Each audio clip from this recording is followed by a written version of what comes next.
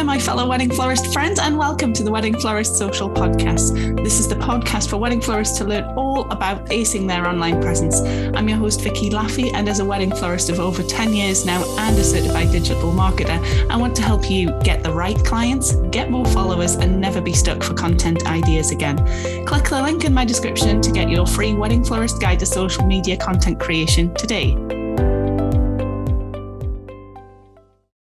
Hello, my fellow florists, and welcome back for another episode of Wedding Florist Social. It's lovely to see you back again, and I'm really enjoying being back in the swing of things after a bit of a break in the series. Now, I don't know about you guys, but I've noticed some changes lately, and a number of florists I've spoken to have too, and I wanted to do a bit of a podcast on this topic.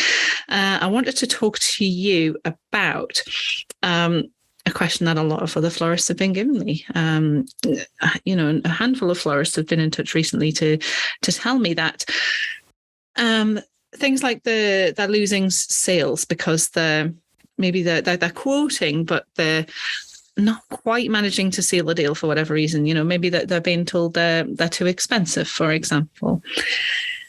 Now, this all came about because I had this idea because a particular florist got in touch, and she felt so bad about it that she didn't want to post it publicly on my Facebook group over on the Worldwide Wedding Florist community. Link for that is in the podcast description if you want to join up, if you're not already a member. But she didn't want to post publicly because she felt so bad. She says, I struggle with pricing. I live in a small town, and although I've done several weddings, I don't manage to seal the deal quite often. I give a fair and reasonable price, and they act like it's too much. And, I'm seeing this sort of thing happen more and more often, I think. Certainly, like I say, a number of florists have got in touch. In my own business, I'm not saying people not spending, but I am noticing a change. I mean, I think with all of the stuff going on in the world at the moment, certainly in the UK, there's an energy price craziness going on. The cost of our both business and home electric and gas and things like that is just going sky high. Fuel's gone sky high too, and just all of our costs seem to be rising. In turn, that means as wedding florists, our actual product is going sky high as well, because our growers are having to heat their greenhouses and things like that, and the transport costs of getting the things to us, and that's before we've even done anything with them. Everything's just going really, really crazy in the world right now, and as business owners, that makes us nervous because, well, two reasons really. Because firstly, we're thinking, how are we going to afford this? But also, people are coming to us with stuff like this as well. I'm certainly seeing a societal change after this post-Brexit, post-COVID craziness that's going on. And, I'm seeing people just kind of valuing different things. I'm also seeing a shift in people, the kind of weddings I'm getting through for lower budgets as well. Not sure if other people are seeing this, but, there was a point where I wouldn't generally do lower budget weddings. Not out of choice, just people didn't really come to me for those sort of things. People would come to me. My average spend was about sort of between 2,000 and 3,000. That was quite a normal thing, and I certainly still get those. But I'm seeing more people having smaller weddings. Now, that generally for me anyway means two things: that they're either doing a small wedding and then really enjoying having the spare money to spend on the decor, and maybe like a huge long runner of flowers along a big banqueting table or something. Or because they've got less tables and they're having to feed less people, that they're having, the big table centers they wanted, or, that sort of thing. Excuse me. Or they're just having something low key. They just want something nice for the registrar table or signing table or whatever you choose to call it during the ceremony. But bouquets, buttonholes, things like that. Now, generally, for me, in the past, in my experience, I've found the kind of people who just order things like that are the kind of people who don't value flowers, and they're not really bothered about having flowers. They just want to order a few key pieces because flowers don't really matter to them. Whereas now I'm kind of seeing people just, they're more bothered about getting married. They're finally getting married because they've been with each other for years and they've delayed this after COVID, or maybe they've just got, due to the cost of living crisis, they've got different things to spend their money on. Or there's a whole host of reasons why society is changing right now, and why I'm seeing this shift in what people are ordering. So as a result, I'm seeing people, seeing these more low key kind of, bouquets and buttonholes and, just a few key pieces sort of weddings actually being really enjoyable to work on. They're usually quite local to me. And they're easy to do that, but they're also lovely people to deal with. And that's a huge thing for me. That's part of my criteria for taking on a client. Absolutely. Because it could be the most wonderful wedding in the world, but if the client's difficult, that totally ruins it for me, no matter how much they've spent. So I'm definitely seeing this shift and people ordering different things. But I'm also hearing from other florists that people are just being really cautious, or maybe the I don't know whether it's because maybe the cost of flowers has gone up so much, and people are just kind of shocked now to see such, in what is in their mind, a high figure when you send them the quote. What I would say to that is, to help any fellow florists who might be out there listening, is to just, I know it's difficult, but stick with your guns here. It's more important, more than ever, to stand firm with your pricing. In the past, maybe we could have gotten away with, just being a little bit, taking pity on the person or whatever and charging a bit less, or maybe just throwing something in as a little extra, or thinking, it's okay, I like that person, I'll let them have that lower price, or whatever the case is. But now more than ever, we absolutely have to stand firm with our pricing, and we can't allow ourselves to be beaten down or made to feel bad because somebody out there thinks that we're too expensive. There's no margin for error, essentially. There's very little margin for error. I think we have to be quite smart with our buying now. So that's one side of it. We have to be very careful in how we deal with customers in terms of promising exact varieties and things like that. I see an awful lot of florists on Facebook groups showing, an inspiration picture of a bridal bouquet, for example, and saying the bride's asked for this. What varieties do you think are in it? Absolutely try and snap out of that, you guys, because it absolutely matters not one jot what that specific variety is. For a start, the photograph's probably photoshopped and edited and stuff to make the colours not realistic anyway. But your future self won't thank you when it's stressed in the future when it comes to the time of the wedding, when you can't find that exact variety anyway.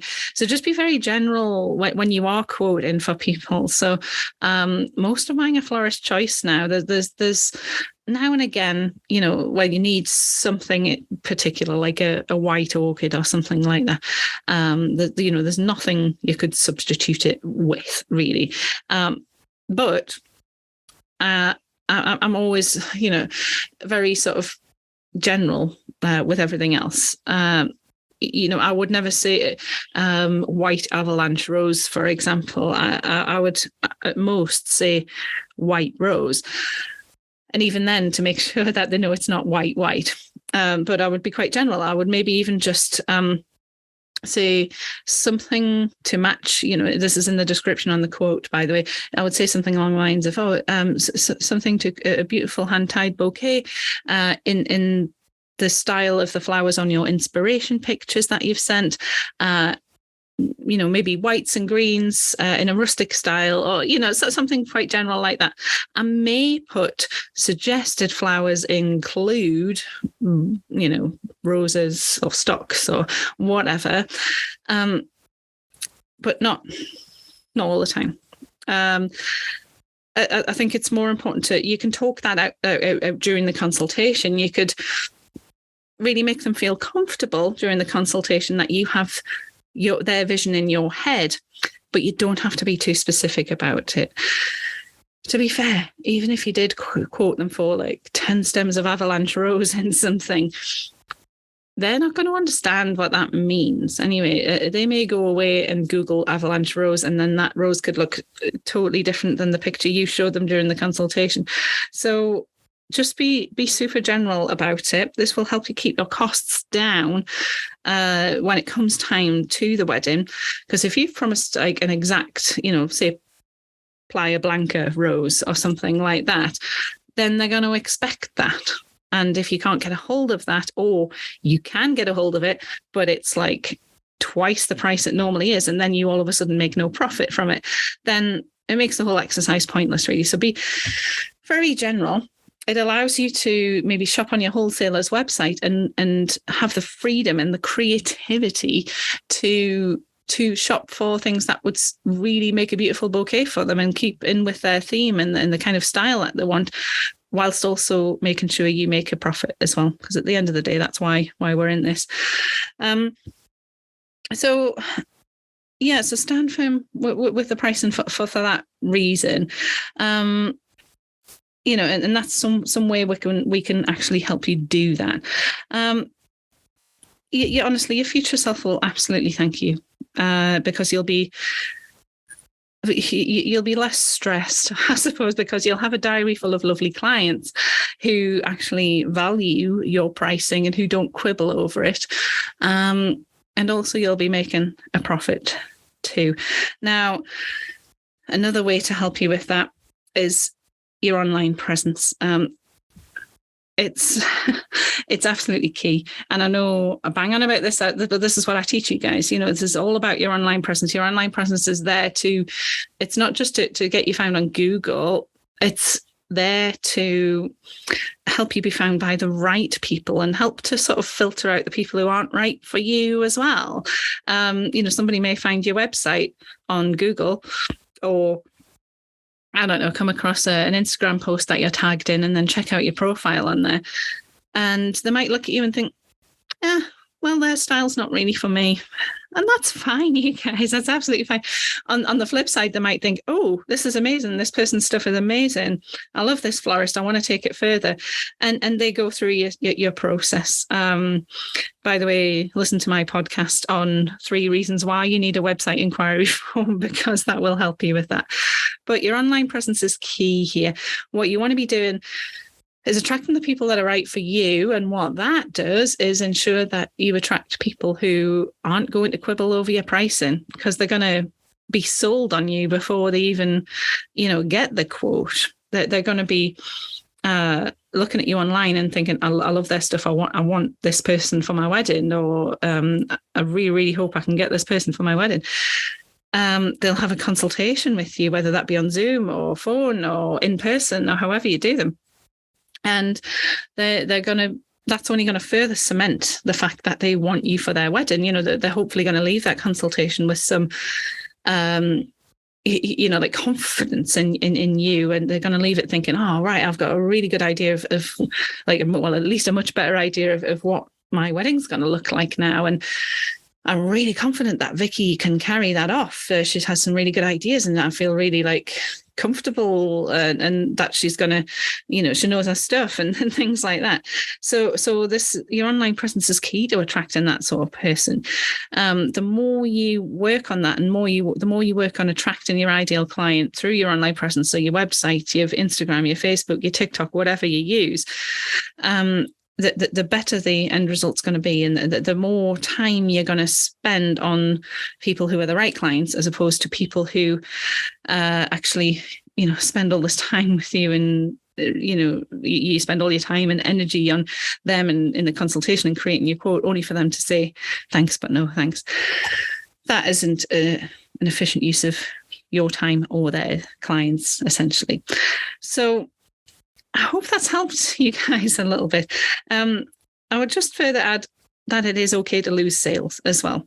Please don't go into every consultation thinking, oh my gosh, I really hope I get this wedding. I need this wedding. This sounds like a lovely wedding. I really need this. And I think this is more common amongst newer wedding florists as well. But we all experience it at the end of the day sometimes. But please try not to, hang all your hopes on one particular wedding or consultation. Yeah, it's a bit of a bummer when you spend all that time on something and they don't book. That's one of the reasons why I do my initial consultations on Zoom or phone now and never meet people in person, because I found that it was you're always going to get people who don't book. You're never going to book 100% of the time. But, well, hats off to you if you do. But in my experience, that's never been the case. And I think that's sort of fairly normal amongst people. But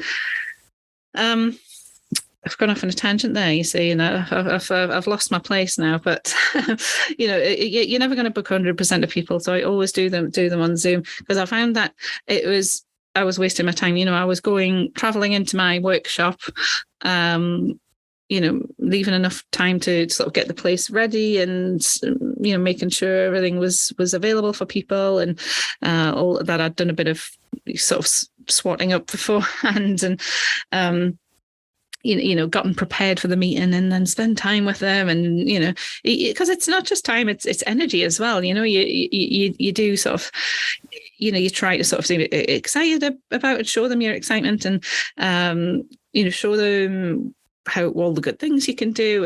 And then there's the time afterwards. And I never spend too long doing that either, thanks to my 17 hat system, by the way. You guys, I would highly recommend a system like that to make this quoting process as quickly as possible. So you're not doing, loads of, spending hours emailing wholesalers, asking them what the price of red roses will be in 6 months' time and that sort of thing, because that is a drain on your time and energy too.